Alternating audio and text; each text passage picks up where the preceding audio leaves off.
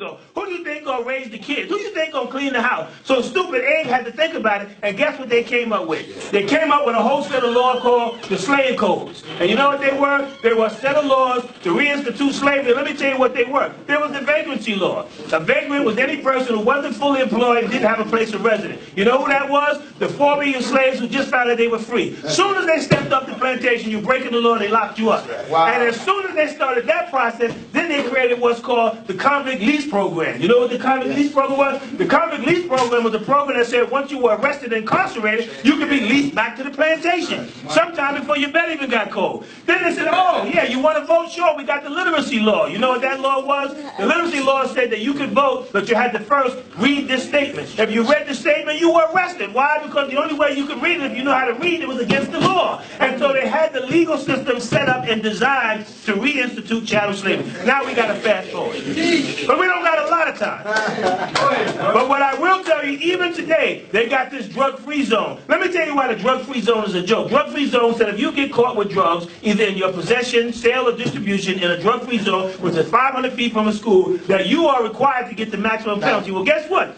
Anywhere you go, it's 500 or 1,000 feet from a school, which means we automatically going to get the maximum. That's when they come up with the mandatory minimums, which say, well then, if in fact you get arrested with a certain amount of drugs, I got to give you 15 to life. You know why? Because the prison industrial complex is a business, and we are a commodity. We were brought here as a commodity. As soon as they figured out that they could no longer use us in the way they use us, they had to figure out a new way to use us. And when this wave runs out, they'll come out with another way to use us. Until we wake up, until we raise our consciousness, until we recognize that I want you to kill each other. I want you to call your sister by the B name. I want you to call each other niggas. I want y'all to rob and steal each other. You know why? Because I make money all the way to the bank. My daughter's the stenographer. My uncle is the judge. My nephew is the prosecutor. My cousin is the defense attorney. And my brother is the correction officer. My other cousin is the warden. And if you die and kill each other, I make the embalming fluid to bury your dead ass. And then on top of that, I build the coffin. So I'm making money across the board.